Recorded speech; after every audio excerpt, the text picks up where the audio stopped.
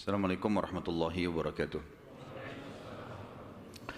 Alhamdulillah, selalu kita memanjatkan puja dan puji kita kehadirat Allah Subhanahu wa taala atas segala nikmatnya. Karena memang dengan memuji namanya, maka segala kebutuhan kita yang kita butuhkan untuk roda kehidupan di muka bumi ini dipenuhi oleh Sang Pencipta. Dan juga kita panjatkan salam hormat kita, salawat dan taslim kepada Nabi besar Muhammad sallallahu alaihi wasallam sebagai bentuk kepatuhan kita kepada Allah yang maha tinggi dan maha pemurah, karena ia telah menjadikannya ibadah untuk kita semua. Melanjutkan bahasan kita Sirah Nabawi, dan kita sudah panjang lebar membahas tentang awal kisahnya kota Mekah, air Zam-Zam, kemudian adanya penduduk Mekah dari suku Jurhum, panjang lebar sampai kasus perintah haji, adanya perintah haji, segala macam hal yang berhubungan dengan awal-awal sekali cerita tentang kota Mekah. Dan saya sudah janjikan pada pertemuan yang terakhir kita akan membahas tentang masuknya agama Yahudi dan Nasrani ke Jazirah Arab. Karena memang ada di zaman Nabi SAW, terutama negeri Yaman, itu ada orang-orang Arab tapi agamanya Yahudi. Begitu pula ada negara-negara Arab dan orang-orang Arab, bahkan sampai hari ini ada yang beragama Nasrani. Bagaimana bisa ini terjadi? Maka kita akan rentet insya Allah sejarahnya pada pertemuan sekarang. Dan semua ini teman-teman sekalian, sebagaimana saya jelaskan pada awal pertemuan kita sebenarnya bisa membahas langsung dari lahirnya baginda Nabi SAW. Tetapi menurut saya pribadi terlalu banyak informasi yang hilang, yang semestinya kita ketahui sebelum lahirnya Nabi SAW, terutama keadaan Jazirah Arab itu sendiri. Kalau apa yang kita bahas, bagaimana nanti akan antum dengarkan panjang lebar cerita tentang Jazirah Arab ini, ternyata sebelum Nabi SAW ada rentetan histori yang panjang sampai lahirnya Nabi mulia ini. Dan kenapa beliau diutus di kota Mekah. Kita mulai dengan agama Yahudi, teman-teman sekalian. Yahudi sebenarnya diambil dari kata-kata Huda, di antara maknanya adalah Huda.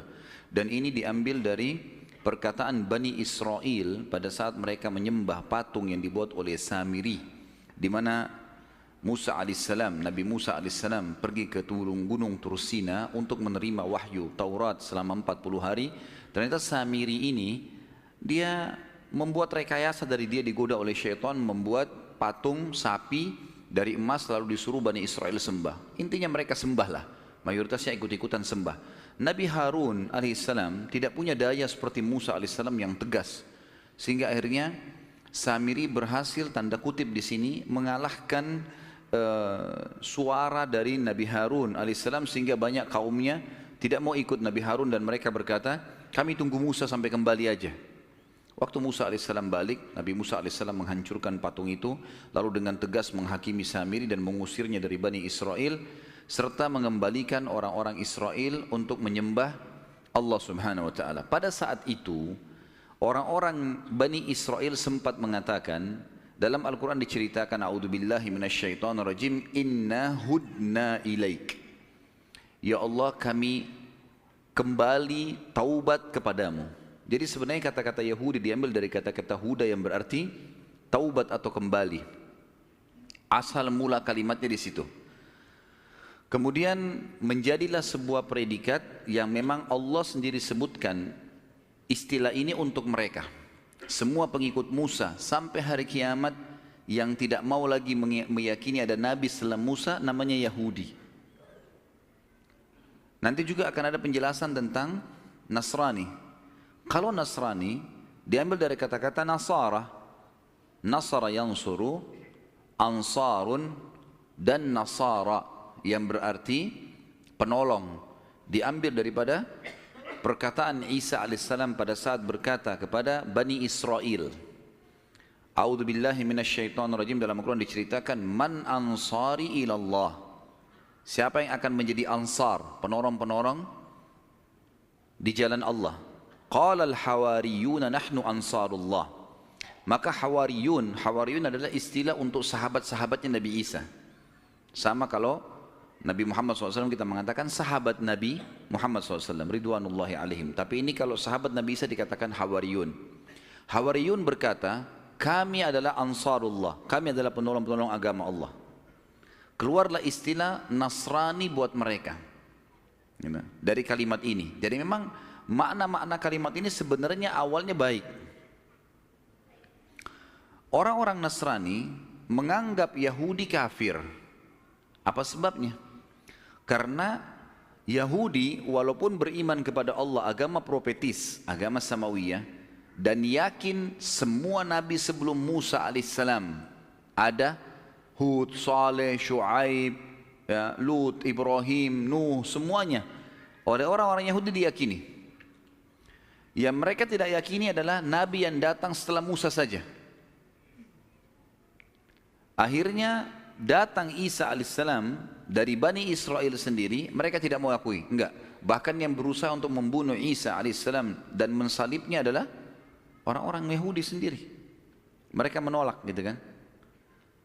Oleh karena itu, karena masih ada nabi dan rasul yang Allah utus yang mereka tidak yakini, dicap mereka kafir. Karena beriman kepada Allah harus totalitas, nggak bisa setengah-setengah, keseluruhannya. Kita yakini semua apa yang diperintahkan oleh Allah, maka pasti kita akan dikatakan beriman. Makanya Allah menghardik Bani Israel yang Allah mengatakan, A'udzubillahi minasyaitonirrajim, afatu'minuna bi ba'dil kitabi wa takfuruna bi ba'd. Apakah kalian beriman dengan sebagian isi Alkitab dan kalian pungkiri sebagian yang lain? Apa yang cocok diimani, apa yang tidak cocok ditinggalkan? Sampai para ulama tafsir menekankan mengatakan siapapun di antara kaum muslimin yang coba memilah-milah hukum Allah, mereka sama dengan Yahudi dan Nasrani. Dan Allah mencap mereka kafir gara-gara itu, gitu kan. Berjalan waktu, datang Nabi Muhammad SAW, ternyata dan Nasrani ini diberikan predikat untuk semua orang yang mengaku pengikut Isa alaihissalam sampai hari kiamat, dan tidak mau mengimani risalahnya Nabi Muhammad SAW. Nasrani meyakini semua nabi dari Isa ke atas, Musa, Daud, semuanya sampai Nabi Adam. Tapi mereka tidak mengimani risalah Nabi Muhammad SAW. Kasuistiknya secara histori berarti, kenapa sekarang umat Islam mengatakan Nasrani kafir? Sama dengan kenapa Nasrani mengatakan Yahudi kafir. Sama persis. Karena mereka masih menolak ada Rasul dan Nabi yang terakhir. Itulah Nabi Muhammad alaihi salatu wassalam. Jelas sampai sini? Belum ngantuk kan? Baik. Jadi di sini kita dari awal menjelaskan dulu definisi Yahudi dan Nasrani. Ya. Baik. Awal mula masuknya Yahudi ke Jazirah Arab ini, lebih tepatnya kita mulai dari kisah seorang raja Yaman bernama Rabi'ah bin Nasr. Rabi'ah bin Nasr. Nanti di pertemuan kita ini teman-teman akan banyak nama-nama yang mungkin antum belum pernah dengar sebelumnya. Gitu. Tapi coba direkam, ya, difahamin. Kalau ada yang bisa nulis, ditulis, gitu kan. Itu sangat bagus. Kalau enggak juga nanti insya Allah bisa di-download dari YouTube yang akan diangkat oleh teman-teman timnya. Rabi'ah bin Nasr ini seorang raja Yaman dan ia pernah bermimpi satu waktu, dalam beberapa buku sejarah disebutkan, dan dia sangat gelisah dengan mimpi itu. Dia mimpi kerajaannya hancur, segala macam api di sana sini, dia ketakutan. Lalu kemudian pada saat itu Rabi'ah bin Nasr ini bukan penyembah Allah, dia penyembah berhala. Dan banyak sekali ketergantungan partner antara berhala ini dengan dukun-dukun dan peramal penyamun, ini sambungannya, gitu kan.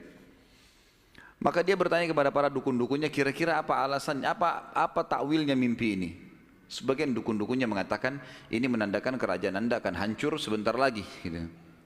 Maka Rabi'ah bin Nasr karena ketakutan dengan takwil mimpi itu, dia pun akhirnya mengeluarkan mayoritas keturunannya, anak-anaknya, sebagian istrinya, kemudian kerabat umumnya, yang kerabat besarnya dia dipindahkan di wilayah sekitar Irak. Ya. Dan di wilayah sekitar Irak inilah berkembang pesat keturunan dia, dan nanti akan dikenal ada seperti Nu'man bin Bashir. Nanti akan ada tentu sentuhan tentang kisah orang ini.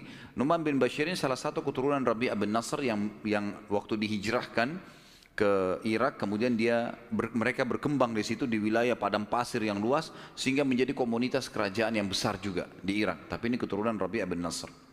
Baik. Yang sedang kita bahas Rabi'ah bin Nasr. Rabi'ah bin Nasr ini selain memang kerajaannya sangat luas, dia juga terkenal sekali mempertahankan setiap raja nanti kalau dia mati harus